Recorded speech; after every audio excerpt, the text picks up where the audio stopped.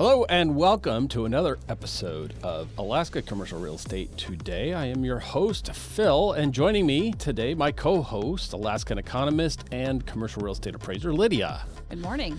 Well, good morning, and what a crazy week it has been in the financial world. Yes. We're going to talk about the big old elephant in not our room, and not in Alaska, but the elephant in the lower 48, apparently stomping all around California and other places where they've made really poor lending decisions, but apparently are well connected. And so we'll discuss what that means, what I'm talking about, and let's just jump right in. What is the national news, Lydia? Buyers and lenders' expectations are in flux in most commercial real estate sectors as investors and lenders plan to significantly reduce their activity in 2023 due to rising interest rates, economic uncertainty, and associated impacts on value. Yeah. This is according to a survey done of lenders and investors by CBRE. Okay. CBRE, if you're unfamiliar, is a large player in the commercial real estate world. They have commercial brokers or agents, however you want to call them. That varies from state to state. And they have commercial appraisers and economists that specialize in the commercial real estate world. CBRE is a big name. Yes, they are a big player in the lower 48 especially. The lower 48, not in Alaska yet. They come to us for advice still. So, and I was not able to get to the direct link of this survey, so I did not see how many participants there were. So you're commenting on someone else's comments on the survey. Yes, okay. This was reported. Good disclosure. That CBRE's survey showed these concerns. I mean, and legitimate concerns. I mean, we're talking about going into at least 2 more Fed rate hikes this year. According to the Fed, and I just got off their website, so Alaska falls underneath the San Francisco branch office. We were just kind of... Which makes total sense. A little frustrating when, as an Alaskan, and as Alaskans, as far as the financial world here, are fairly conservative, and by that we don't mean politically conservative. So when I say conservative, whether we are or are not politically is really none of should not be of anybody's concern. It doesn't matter to us, and it shouldn't matter to you. But when we say conservative, we mean in lending, in banking, in practices of business, where we mitigate risk to what is considered a conservative standpoint or perspective. Correct. Yeah. Right. So when we say conservative, that's what we mean. If you want to cancel us because you just can't stand the use of the word conservative, I don't really care because nobody's paying us for this. So, but as we went to the San Francisco Fed website to try to get some updated information, because there's a lot happening within our Fed district right now. I don't remember. Do you remember? So, the San Francisco office of the Fed is California, Oregon, Washington, Alaska, Idaho, Montana, Wyoming. Where am I missing? Is Nevada in there too? I know that there's a central one that covers probably more of those Southwest states. So yeah. Right. So anyway, don't quote us on those. But all that to say, I know which one is Alaska we fall in, and it's in there with California.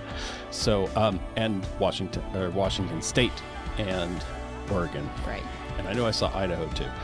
But it's a little difficult to get through the Fed San Francisco office website because most important to them, apparently, judging off of all the clutter on their social media pages, their press releases, and their public website, is nothing but diversity, equity, inclusion, and all kinds of other things. Nothing about the banks that are collapsing in our Fed district or any of the other highly concerning things happening to those of us in the financial world.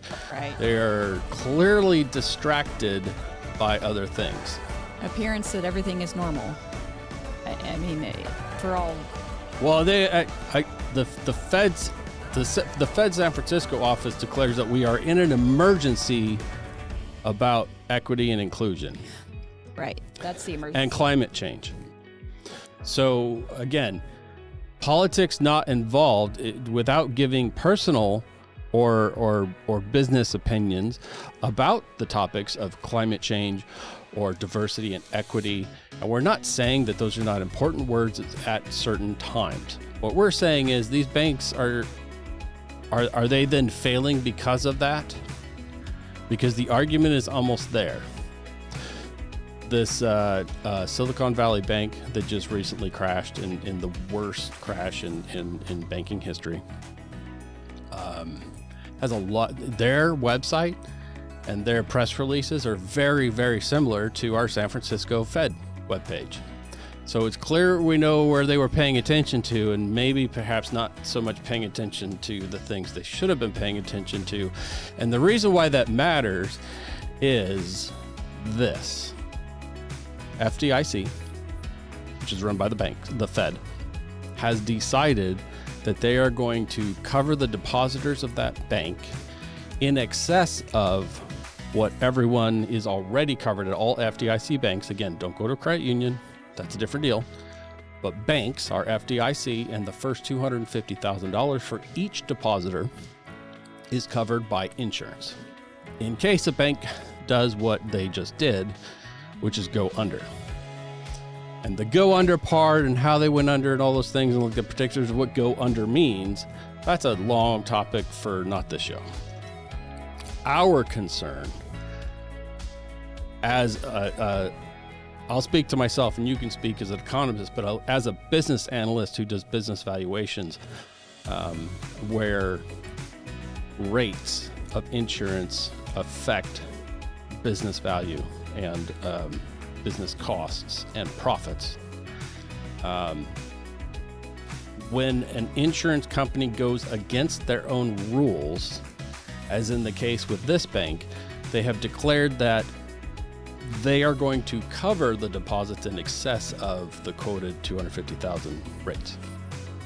So we don't know how much that is, and for what we know that some prominently large public figures have come out as saying their investments were significant above the covered rates.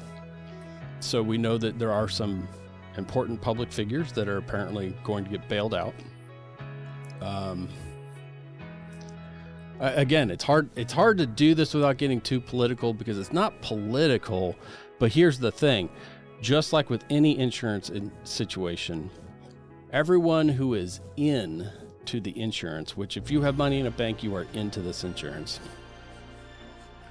your rates to cover that insurance, or the costs for the bank now, which mean your bank fees, are now going up because the insurance company, FDIC, is going to break their own rules and cover deposits above the stated amount. And it has to make you wonder, who else would that happen for? So, God forbid one of our Alaskan banks went under, and large prominent names here were left exposed above the covered rate. Would that get extended to Alaskans? Again, we're going to have to speculate. I'm not going to put words in their mouth, but I mean, it does make you wonder whether that would happen. And again, my concern is now all of our rates are going up, not just to cover the average depositor and their $250,000, but we're going to cover the millions involved above that by all kinds of people who should have known better. Right. Because one of the things that we, as again, speaking from my perspective as a businessman and as someone who provides business consulting services, we encourage spreading around or diversifying where you keep your cash reserves and where you make your financial investments as a bank to be, or as a corporation, a company, to remain financially strong and secure, so that you can ride through recessions or mistakes or fraud. I mean, a number of things that can happen. Natural disasters, right? Global disasters, pandemics, things like that.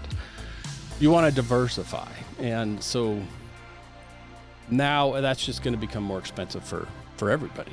And so I'm not a proponent, I'm not a fan, if you can't tell yet. I'm not a fan of the FDIC and the Federal Reserve in the decisions they've been making lately. Yes. So along those lines, as an economist, what are your thoughts and opinions on this situation? And I know you have some information that kind of parallels and is somewhat timely. Sure. So, I mean, a lot of the reactions I think happening currently come from the previous financial crash that we experienced, that Referencing 2008, 2009. 2009, when we did bail out large banks. We did. In the hopes of... And companies. Of course, yeah. Really preventing a huge catastrophic collapse. Yes. Because we were looking at the whole housing market at that point. Right. Had turned. So I think a lot of the lessons learned or not learned from all of that are starting to play out this time around. Yes. And one of those indicators of how we're going to figure this out is the stress test that's applied to these large banks. The 2023 stress test scenarios that were just released in February, and they are implementing some new scenarios to bring exposure to weakness. Correct, yeah. To kind of look at what could be happening here going forward for all these large banks, because already the stress test is an analysis of their portfolio and how well they would weather a pandemic, yes, a natural disaster, exactly, or a global man-made disaster, whatever. Right. So in addition to all of the original stress tests, they're doing an additional exploratory market shock component that will be applied only to U.S. global systematically important banks. So all the big ones, right? So yes, we're talking Bank of America, Wells Fargo. I mean, if you see a bank, 12, I think. There you go. That this applies to, but they're the largest banks. Right, the largest holders of residential and commercial loans in the U.S. Okay. So they give an instance that says, while this year's global market shock is characterized by severe recession with fading inflation expectations, the exploratory market shock is characterized by a less severe recession with greater inflationary pressures induced by higher inflation expectations. So they're trying to look at like a variety of scenarios is what that's saying. Yeah. So they're trying to give a better gauge of if these banks are going to be able to weather this increase and inflation pressure, as well as the Fed rate hikes that are coming. Well, yeah, which makes a good point to pause.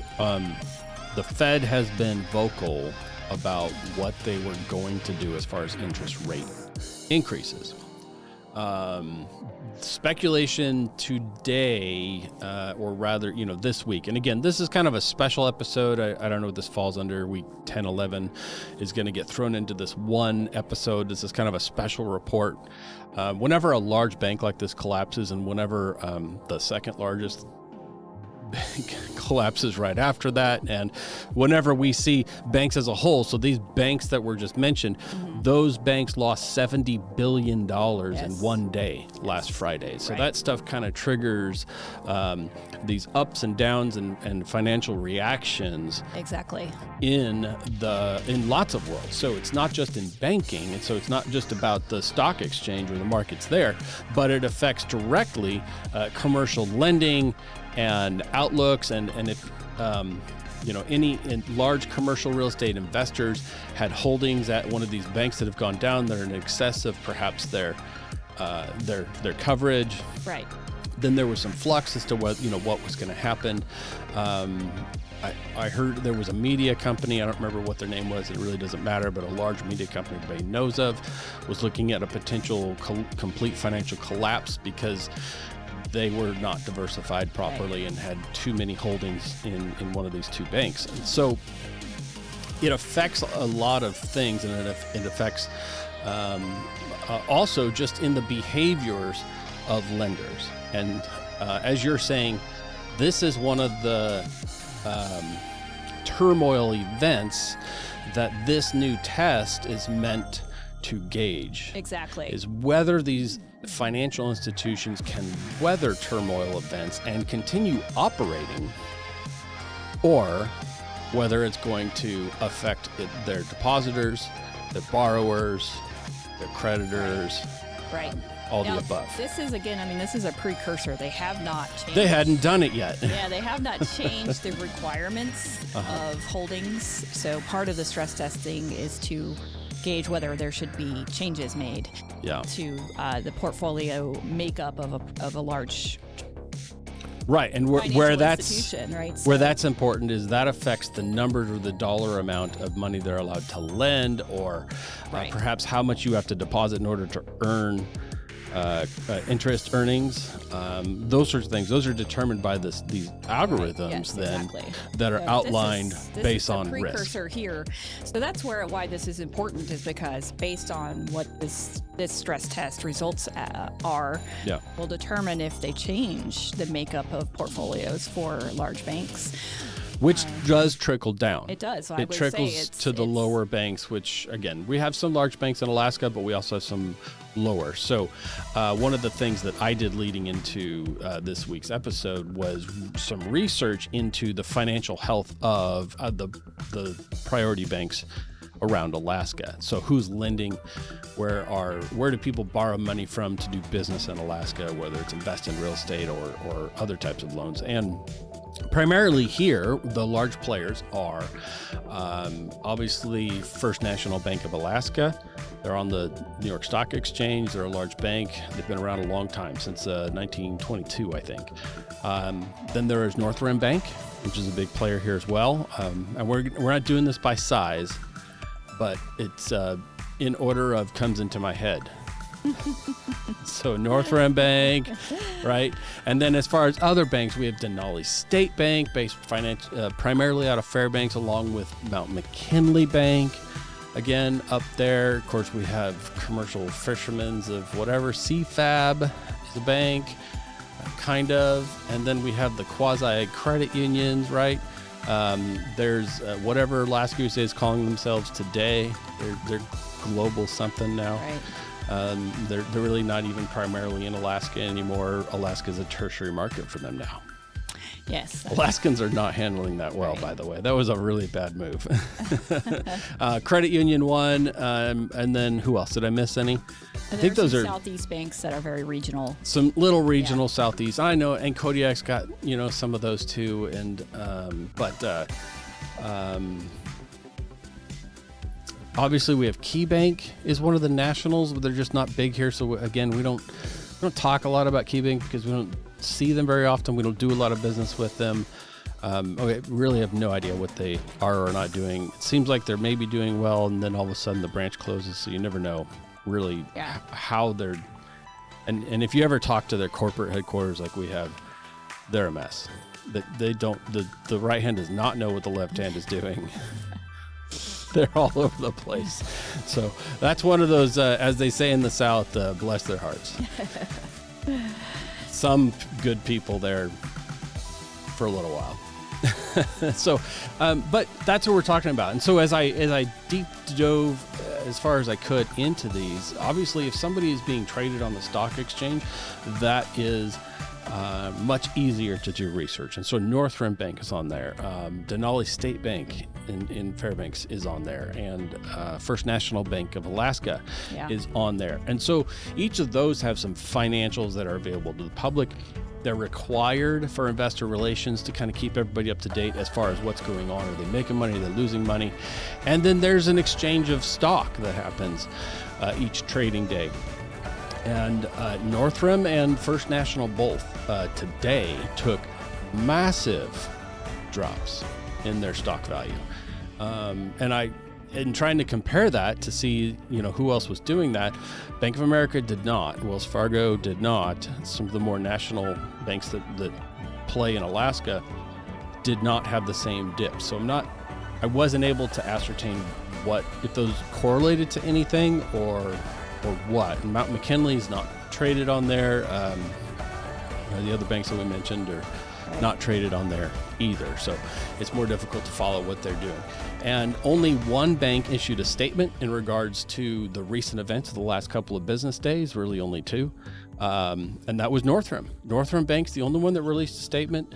And without giving any numbers or anything, I believe it was the CEO just kind of came on and said, in light of everything happening, we just want you to know we're financially secure. Sure. No proof of that, but but well, the big difference in a lot of these, when you're talking about the big ones, right, that are scrutinized on a much higher level, that the stress test being one thing, they are also global participants in financial markets. Mm-hmm. So that's a big difference, I think, in what you see kind of an Alaskan bank or a small regional bank. They're not as heavily involved in those types of fluctuations. Not that the change in the U.S. dollar doesn't affect the whole economy, but the differences are very big. Sometimes small differences in one sector can affect all the sectors enough to, matter.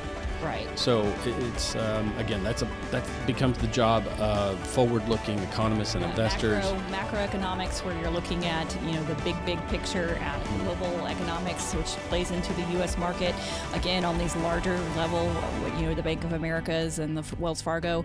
And there is players. There is a current war in a first, second. Argument could be made over what world country they are, but a European country is at war. With a large global power. Yes. And those wars get fought not just physically, but they get fought in the money world. Yes. And the globe is still kind of scratching and taking their sides. So we've kind of aligned with one side, and China is aligned with another side. And what China does affects the national economy. Yes. What the U.S. does affects the national economy. What Canada does doesn't really affect anybody, but no, except Alaskans. But the point being, some sides are being drawn, and there are some wars being fought in the world of economics. That's if anything, we've seen peeked behind the curtain a little bit with some of that from the last 40 years, but. Right. Yeah. We've had some. Yeah. So also along the state line. So what oil does, right, affects money, especially when it comes to the U.S. dollar. So our U.S. dollar, if you don't know this, is backed by oil, and so. There's a lot at play. And so when Saudi Arabia signs a new agreement with Iran, and our country is at odds with Iran, Saudi Arabia has also signed some new agreements with China and Russia. And so the way that the U.S. dollar operates is in flux. And again, that's not typically the nature of this show, nor is it attempting to be the point.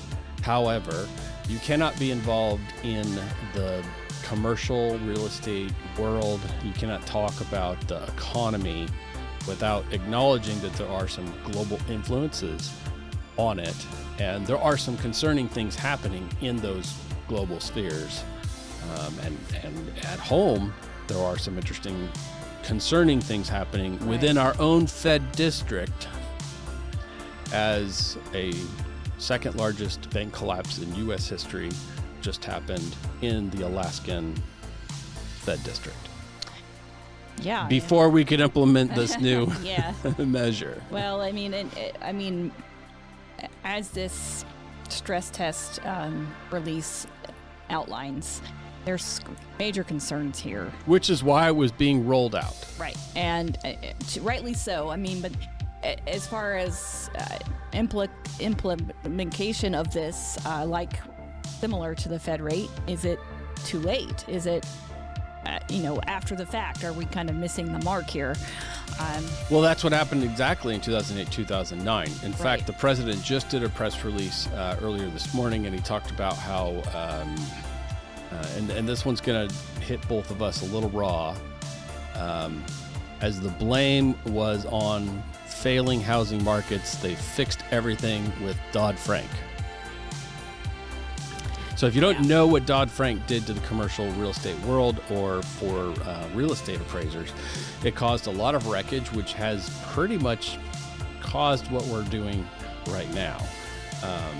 The tightening in unneeded portions for appraisal legislation while loosening in other lending portions has led to an environment where banks that create loans in fictitious names, banks that loan to fictitious entities is actually happening more now and is easier to do now than it was before. So in other words, the crazy stories that you saw in the movies like The Big Short, great movie because there's a lot of truth in that. It's frightening. If you haven't seen it, watch it. The Big Short. Yes. And there's some funny guys in there. But anyway, The Big Short, go watch that. Some of the stuff that happened with they illustrated, of course, to the extreme. So, in a short, whatever it is, hour, 2 hour movie, some of the worst things that happen, they compress it all into there. But some of those very same things. So the people who perpetrated that kind of got away with it. The people who should have caught it and done something got overregulated, and loopholes were actually created through this concept called an appraisal management company. With good intentions, we would hope, or stated good intentions, what they've done is create an absolute wreckage for the residential real estate world, where fraud is rampant and borrowers are routinely taken advantage of. Yes, on multiple levels. We see it nearly every day. We field the phone calls, the horror stories of people who are misled and sent down roads that shouldn't have been required. It's sad. It's really, really sad. And so to hear the president say that was the perfect solution that worked perfectly and that's why nothing bad's going to happen now, I think we've kind of missed the boat of right. And that's what's dangerous. So when you're on the precipice and falling down a hill, usually the best thing for it is not to ignore what's happening. And there's some prominent people sticking their heads in the sand, paying attention to more politically driven, popular events and distractions, as opposed to studying what's actually important to keep our economy going on the right path. And I would encourage you, go to the San Francisco Fed website, which covers all the western states we talked about, and you can tell what's important to them based on what is on their website. And it's very concerning to us because it has very little to do with the very concerning things happening within the district that are going to get much worse if we don't start paying attention to what actually matters. Very much so. And to the real estate appraisers' credit, about 20,000 real estate appraisers signed a document stating, basically as a canary in the coal mine situation before the crash in 2008, about the practices that were happening that we saw in lenders, occurring in lending, and in lending, especially residential. I mean, this was mostly widely a problem in the residential markets, but we spoke up as an industry, as a group. We did. And lenders were doing things, 110, 120% financing, 50-year mortgages, more variable rates that were frightening. And again, where the average borrower is not being told, they were really being sold a book of cards. It was no check on income, and then there was a lot of holes in the process that were taken advantage of in big ways. Well, and what we saw was this frightening practice where professional appraisers who are qualified at what they do are being pushed out of the marketplace of appraisals, in change of brokers' price opinions, doing comparative market analysis or whatever. A lot of times I think they just throw darts at a dartboard and whatever comes out, that's what they run with. They really just sign your license away. That's all it was looking for. What became was a lending situation where they were trying to check boxes, and they didn't care who checked the box as long as it was just someone who you could pass the buck to. And there were plenty of people willing to throw their Cracker Jack licenses away in order to check a box to make a quick buck. Yes. The professional appraisers at the top of their game, being designated appraisers, didn't play the game. They signed the letter, as you said, saying these are bad things happening and we're headed for trouble. Yes. No one listened, No. and instead, actually someone did listen. The regulators listened, because what they did was fight back and slap those appraisers in the face that signed that by over-regulating their industry and removing a lot of their ability to continue making a living. Right. And this is what we're warning now. Appraisers are saying similar things again now. So we are witnessing, and hopefully no one has to come back and watch this years later, but I'm telling you now on what is it, March 14th. March 14th in 2023, real estate appraisers are saying there are fraudulent lending practices happening again. Appraisers are being pressured and appraisers are being threatened to say and do things that go against appraisal theory and ethics. And good appraisers are stepping back and refusing and being penalized. Yes. They're being eliminated from lending lists. They're being eliminated from marketplaces. They're being pressured to do and say things that they know not to do, which again, you probably will not find designated appraisers participating in this. I would imagine. I would hope not. Certainly not around here. Yeah. The appraisers that we are watching bend and submit to this are appraisers who, quite honestly, so they're not designated. Most of them are not even members of any professional appraisal organization. These are the appraisers that were trained either fraudulently in Alaska, illegally, if they had any training whatsoever, because our certifying and licensing organization in Alaska is completely broken and doesn't follow their own rules. So there are people who calling themselves appraisers who didn't get good or any training, certainly not qualified good training, and who were supervised by supervisors who were, one, not approved to supervise, or two, never, one of them, we just found out this week, has only been in Alaska for like 18 months, got her license to appraise here through reciprocal means, and is supposedly training 2 trainees without approval by the state board to train anyone. And again, if we could just get our state board in Alaska to just follow their own rules, a lot of this would get curbed. But there are frightening things happen from bad appraisers who are not good appraisers. They're not designated, if they're even certified.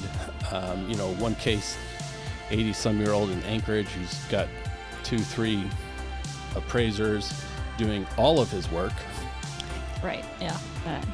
And they're very public about it, and they've been turned into the state multiple times, and our state refuses to do anything about it. So, again, if it's happening in our state, it's happening in other states, and there are frightening things happening again. Yes, and we're not seeing the exact repeat, but we're seeing a lot of the same scenarios happening. We're seeing this, if I would venture to say, and I'm sorry to cut you off, but tell me if you agree with this, what we saw primarily in 2008, 2009 was a culture of ignoring best practices in order to grasp at maintaining what was perceived as a very good time.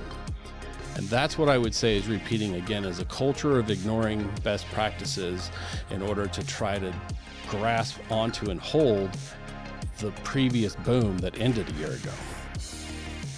I don't know. You tell me if that's what you see, or how would you characterize the atmosphere right now? Well, it's similar in a lot of ways of that, yes, so we're holding on to this ever-increasing market and assuming that what increases will continue to increase. And so we did see unprecedented increases in the last 3 years of real estate values, which, to be fair, interest rates were low and, there was this pent-up demand apparently from this whole year or so that we had of and the markets shift for lots of reasons, yes. regionally and in type or sure. business. Yeah. So, in a lot of ways, it created a perfect storm because on top of this, we also had the influx of federal funds and state funds to facilitate a lot of this. Yeah. And so, in a lot of scenarios, I think the steps to, mitigate problems or concerns in these processes kind of got ignored, like previously in the last meltdown. Don't know at the same level. I don't know that it's exactly at the same level that it was, but very similar in the fact that, we have to take advantage of these things and we're just going to get it done no matter what. And so, yes, some of the processes that are circumvented are the inspections, the appraisals, income. Or just getting appraisals from less qualified or unqualified or unlicensed even appraisers who are not doing the work properly. Yeah, so doing the checks and balances that are required. And, like you mentioned before, this really falls on the borrower or the buyer in most of these scenarios. They're the ones that bear the brunt of all of these checks and balances not happening. The loan officers, they just want to close a loan. The real estate agent, they just want you to be done. From a bank perspective, a well-qualified borrower, a lot of, if they have the means to back the loan through other means, some of the procedures really don't matter to them because what is the bank cares about? We'll get the property and we're going to get the money. Right. So we're not really all that concerned. So the borrower, as you're saying, it's if you think anybody is looking out for you as a borrower, no one is. No one is. No one has a duty to. The short end of these scenarios are always typically the buyer. In most cases, they're also the borrower. So they're the ones that are left with this mortgage that may be more than they could, liquidate their property for. Interest rates that are, ever increasing or depending on where they got into their loan. And maybe, a property that had undisclosed issues that they're now facing on having to remediate. So and to which we would say, whether they were disclosed or undisclosed, meaning that the seller or the marketing agent involved knew about them in the first place, we're getting to a point where this is where what happened in 2009 in more of the residential world, where inspections were being waived. Right. The trend was to do health and safety inspections as opposed to actual code and building inspections. Pressure was put onto building inspectors to just do the minimal work. Don't look at anything. If you're not paid to look at that, put on blinders and don't look at it. And we saw that happen quite a bit. And to which I would say that is happening again. No, and you're right. That is happening again. I don't think it's at the same level that it was. Well, case in point would be the fallout of it. That happens too much in roof collapsing in Anchorage. And over the last 2 weeks, we've had, 4 prominent commercial spaces have absolute failures of their roof. Right. And talk to us about that as we move into how this affects Alaska. Over the past few weeks, there's been 4 commercial buildings that had roof collapses. One resulted in a death, unfortunately.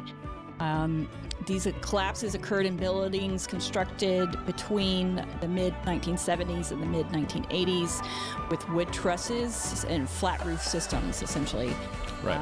Which the municipality has kind of stepped in at this point to kind of remediate somehow how they should go about, verifying if other structures are.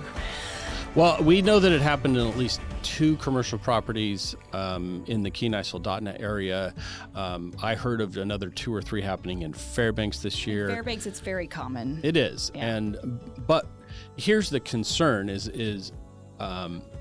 as we don't hire the correct professional to do the correct inspection of these spaces, and one of the things that Lydia points out routinely in our show and to our clients is the fact that the buildings in Alaska are aging to a point where they're beyond their initial intended life. Economic life, yeah.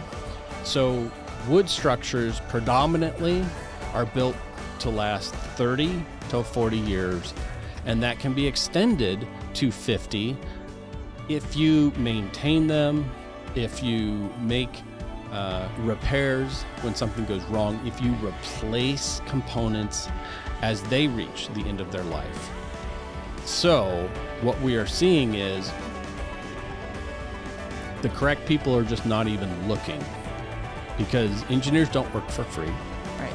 And if a building inspector is only paid to go and check the fire extinguishers and the fire alarms, well, then they aren't looking at roof trusses. That's right. And this is going to continue to happen as long as no one is paying anyone to look at these structures.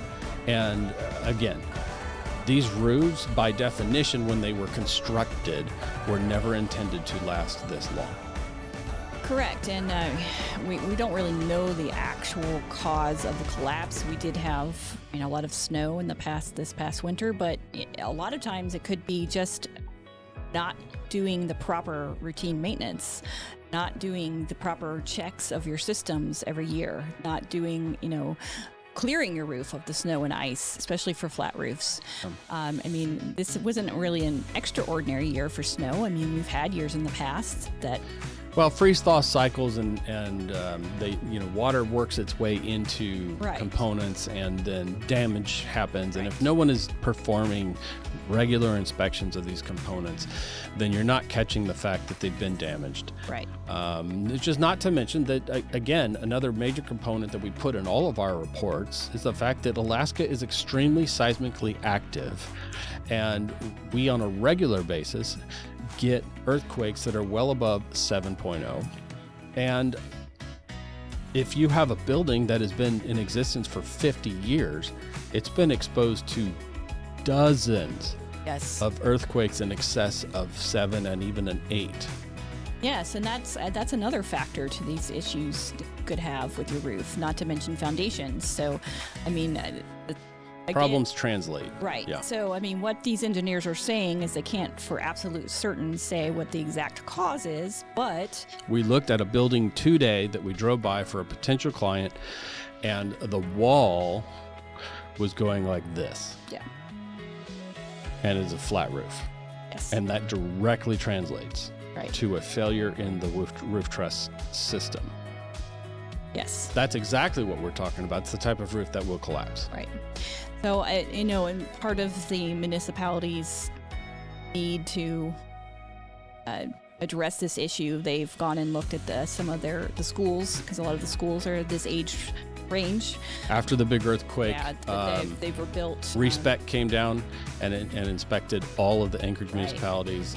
I know that in the Kenai Peninsula, the borough hired someone, I don't know who that engineering firm was, but they looked at all the buildings, and a lot of repairs were made. Yes, and especially some of the where pools, indoor pools, there seem to be one of the most prominent areas where there's issues, but... Yeah, that's kind of an indoor pool thing. Anyway, the municipality has said that the ones that they were concerned about who did have some cracking and shifting, noted they're saying that those were actually steel girders with steel beams over steel beams, and they're not concerned that they're in danger of collapse. But typical... They might squat, but they're not going to collapse. Yeah. The typical construction model that they're saying is susceptible to collapse is this wood truss system that had these metal plates that are possibly not large enough or not installed properly based on just the time and that they were done. Common practice and construction technique at the time. Right. Yeah. And that it's allowing beams to split and trusses to break. So they're urging a lot of the commercial owners to look at their roofs and to take this opportunity to come in and address these things. One of the latest collapses, the owner said, "Yeah, I was just about to go up there and clear the snow." So it's. Is that the one with the fatality? No. Okay. That was actually one that wasn't a flat roof. It was a pitched roof, but it was an older structure, wood truss system. So, again, we're thinking that what they're thinking is after looking at these roof collapses is that it's this certain time frame of construction that's more susceptible to this, plus the type of roof truss that was used. Well, and so what's common in these is that the walls are concrete block. And so, again, we're not engineers. I have some engineering training, but I'm not a certified engineer. You have a lot of construction type training, but you're not an engineer. Not an engineer. Concrete block construction with a wood truss, whether it be flat or, as you're saying, gabled or pitched roof, is a common failure in Alaska. But to be fair, it's in some periods of our history the most common type of construction. And so there are more of these types of buildings than any other. Yes. And how much of that plays into then the statistics? So, should you be concerned? Well, here's what you should do: is you should hire the appropriate professional engineer to go look at these buildings. So, there's one in Kenai that's getting ready to collapse. There is several in Soldotna that we have seen that are definitely at risk of collapse, and they're not hard to spot. When you walk around the concrete block, you look for these large cracks and shifts and walls that are no longer in plumb, which affects how it interacts with the roof truss, because it either pulls it or moves it or has the break point right there. And when that box gets compromised, when the load shelf is no longer the way it was designed, let alone the fact that it has left its useful life of what it was intended to survive, failure exists. And so, again, get these looked at. One death this year for sure. A very large, it's happened last year in Delta Junction to their primary grocery store. And we had been in that grocery store, because we do cover Delta Junction for commercial real estate appraisal as well. We had been in that building just a couple of months prior to its collapse, and both of us looked at it and said, this building's compromised. Yes. It was almost like a joke. Everybody there knew.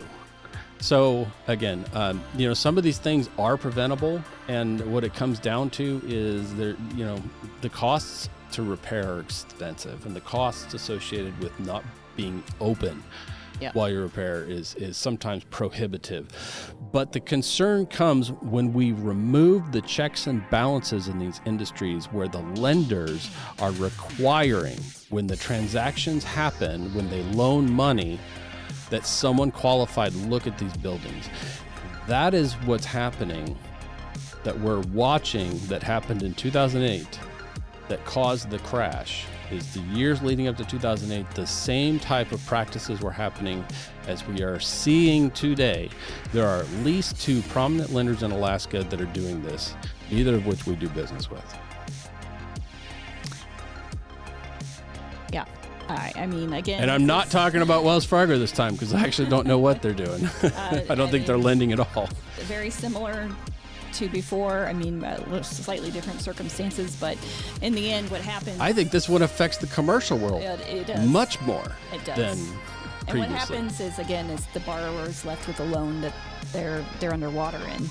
And or in the case of Fairbanks, the city is left with having to purchase this defunct, broken building because of somebody decided to give federal grants to a bad businessman who took all the money and didn't fix anything. And the players involved in Fairbanks have to buy the building to solve the eyesore now. Yeah, well, that's the way it goes sometimes. Sometimes that's the way it goes. Or, yeah. So that is what. Do you have other Alaska news? That's the primary. Those are our primary things. We have banks crashing, and how's that affect Alaska? Yeah. And then we have this trend of an increasing irresponsibility when it comes to lending practices of not just residential this time, but commercial loans, and buildings that are perhaps should be raised or at a minimum properly repaired, right, are continuing to get flipped to new owners, to pass the buck to new people. Yes. Again, we're going to go look at a property in Homer later this week that very similarly an irresponsible developer puts an inadequate septic system in and then tries to run a commercial operation there and kills what would have been a 30-year septic in about, I think it was 5 years. And the cleanup costs associated with that are then well in excess of $100,000. I think the report was, what, $150,000, $160,000, something like that, to come in and drag it out and put the proper commercial site in. So again, that was a bank loan. And the person who came in to fix it paid cash. Well, but the initial property, my understanding. Oh, okay. Well, possibly. All we know is the transaction was cash. The latest one. So yes. Yeah. So I mean, the one who paid the money to repair it. He came in with cash.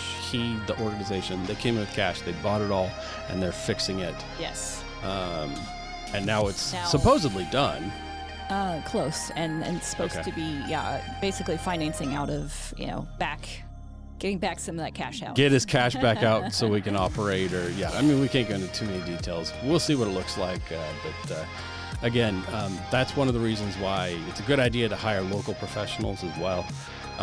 It's again, so we just drove by that property today to report to an out-of-state owner who's wanting to sell, and they don't know what's happening with their property. Right. Actually, the concern was an encroachment, which, by the way, they were being encroached on also.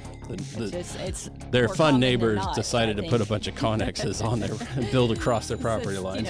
Do what you want to do. It's kind of attitude. Well, especially for out-of-state owners, Alaskans will get away with a lot because they know that you don't know, which is what the assessor is doing apparently on the Kenai Peninsula Borough. So our office has been flooded over the last 2 weeks with emails and phone calls, and I've been stopped in the various shops around town because people know what we do, and my goodness, the assessments. Yes, and it's not just here; it's across the state. It's Valdez. We're hearing the reports on Valdez. It always happens in Wasilla. I don't know. Do people fight it as much in Anchorage? It kind of I think everybody in Anchorage has given up. I'm not sure. I mean, I know some of the bigger commercial players in Anchorage have fought it. Oh, sure. Well, we get paid to do it sometimes. Right. So and I'm not sure at this juncture, but yes, I mean, Anchorage has been, for years, have been over-assessing or increasing their mill rates in order to capitalize on real estate tax. Well, there's some pretty expensive things like homeless hotels to pay for. So right. Anyway, I think that's pretty much it for the Alaska news, and rather large banking, financial news nationally. We've yet to see how this is all going to fall out, but this all rolls into the next Fed rate decision is coming soon. And in light of what has happened, there is speculation that perhaps there will be enough influence to lower or either decrease or stop the rate of the federal rate increases. I don't know. Yeah. I'm lost. So I don't know, but what's your prediction now? What's your prediction? What do you think they're going to do? I think at least these next two ones, we're going to see at least a 0.25% increase, and most likely we're expecting to a stop at 5.5. Yeah. So we'll see. I mean, The rate and how we get there has there, really but- been where we differed. We agree pretty much on where it's probably going to end up.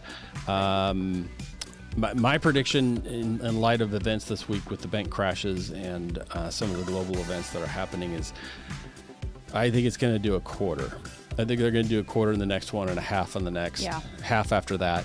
I don't think they're going to do a zero. I'll be pleasantly surprised if they decide to do a zero. I just don't think that's going to happen.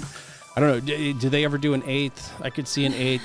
I mean, this one will be small, but they're going to go where they're going to go.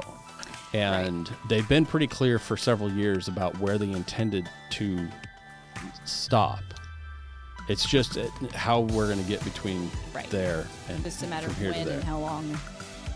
Yeah. So I think we're both saying a quarter. Yeah, I'd say a quarter. I think it'll be a quarter. So again, make your plays, get your moves in. They're going to keep going up. So lock your stuff now. That's it. You heard it here again. I wouldn't say you heard it here first. I'd say you heard it here again. And this is really not. If you're hearing or getting financial or economic advice from someone who says rates are not going up, that's probably not a good source. Other than, again, if they say, well, maybe they won't this time because of whatever, that's one thing. But if they're the one who's surprised like every single meeting that they went up again, then they really don't know what they're doing. They've not been paying attention to everything that the Fed says they're doing, and the banking world. Yeah. But so again, what we worry about now is the knee-jerk reaction in bad decision making from whether executive branches or other components of bank regulation in order to what they're going to do now in light of these bank failures, right? So I don't know. I'm just trying to think of how they're going to crack down on appraisers again and somehow make this appraiser's fault. Well, in the residential world they have, and it's unfortunate. I do kind of see that it's a potential for commercial. Yeah. And quite honestly, I think some markets are using the AVM models in commercial They're already. getting away from doing because appraisers are saying things that are not popular. They're choosing not to get appraisers. So that's just like what they did with the inspectors, building inspectors. They were saying things that people didn't want to hear, so they just stopped doing it. Well, that's happening in the appraisal world as well. And so my advice would be to you, if you're a good real estate appraiser or a good building inspector, continue to be truthful and don't be afraid to turn down work. This is why you should have savings. Maybe it's time to consolidate, get your expenses down, take a vacation, do whatever you want. Let the collapse finish happening before you come back. Don't be pressured into doing cheap work for unscrupulous lenders or players, because they will absolutely come back and burn down your company and use all of your insurance to pay for their mistakes that they're intentionally making. Make no mistake, smart people are doing bad things and looking for scapegoats. So appraisers, be careful. Don't be the scapegoat. Yeah. If you don't know, that's why you should be a member of the Appraisal Institute. Lean upon the others who have been there before. Call your MAIs, call your AI-GRSs, call upon the membership to support each other. And if you're uncertain, get help and ask. That is much cheaper than making a mistake that costs you your company. Right. So, any other good advice? No, just like you said, keep telling the truth. Buyer beware and beware and tell the truth. Yeah, and use your resources. I mean, especially if you're on the buying end, use your resources. Do not just go along with what's get the appraisal reviewed. What's been told to you. So. Yeah, well, we haven't talked about this in a while. We'll throw one more quick nugget before we end. We're about the end of our hour show. If you get an appraisal, and sometimes banks tell you can't decide who the appraiser is, and that may be true, especially depending on the lending program. That's okay. What you can do is get it independently reviewed. And an appraisal review is not as cost prohibitive as you might think. Be wary of appraisal review mills.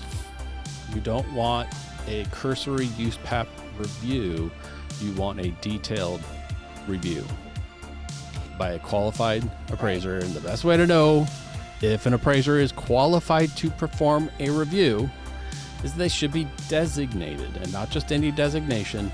The proper designation to review appraisal work is the AI-GRS for commercial work, or anything that's not residential, although residential also, if they'll take it, or the AI-RRS for residential only, if you're looking in that residential world. But if, again, you get a commercial appraisal and it doesn't look right, doesn't smell right, or you don't think that whatever, or the person who did it wasn't designated, they weren't an MAI. I think the most concerning to me is when you get a commercial real estate appraisal and it's signed by an SRA. That's what sends the red flags up in my world. Where you say, well, why'd you hire a residential appraiser to do this? That doesn't make any sense. Again, if they're not designated or they have the incorrect designation, get it reviewed. It's cheap insurance. It could be less than $1,000 depending. Sure. That's such cheap insurance.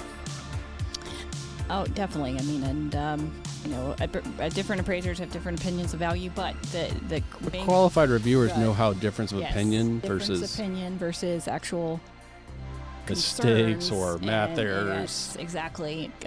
Or in the case of the SRA that did the commercial one and called it fee simple when it was lease.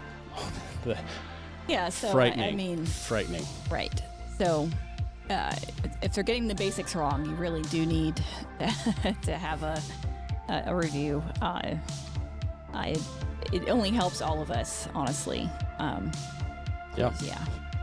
All right, that's going to wrap it up for this week. Thank you so much for tuning in to this special episode, our 2-week episode, covering the banking crisis, and honestly, it's global.